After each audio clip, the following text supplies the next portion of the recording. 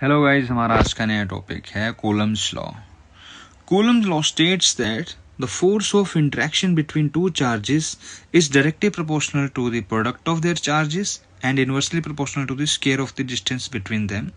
Suppose ये Q1 Q2 दो charges है और उनके बीच में डिस्टेंस है R, तो ये फोर्स किसके इक्वल होगी? Force directly proportional to Q1 Q2 जो कि चार्जेस का प्रोडक्ट है और inversely proportional to the square of the distance between them small r।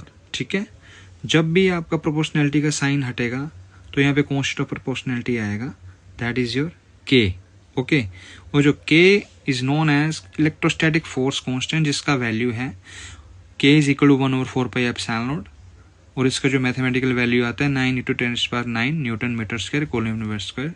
Coulomb होता है चार्ज का यूनिट, और ये वैल्यू k का वैल्यू पुट करने में हमारे पास ये रिलेशन आता है, force is equal to 1/4πε0 Q1 Q2 over r square, which is Coulomb's law.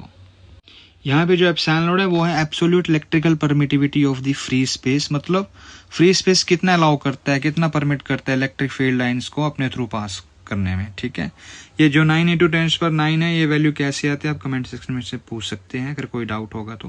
बाकी देख लीजिए, अगर सिमिलर चार्जेस होंगे तो ये फोर्स होगी कूलम फोर्स अट्रैक्टिव, सेम होगी तो रिपल्सिव होगी, और अगर अनलाइक होंगे, डिफरेंट होंगे तो वो होगी अट्रैक्टिव। Thank you.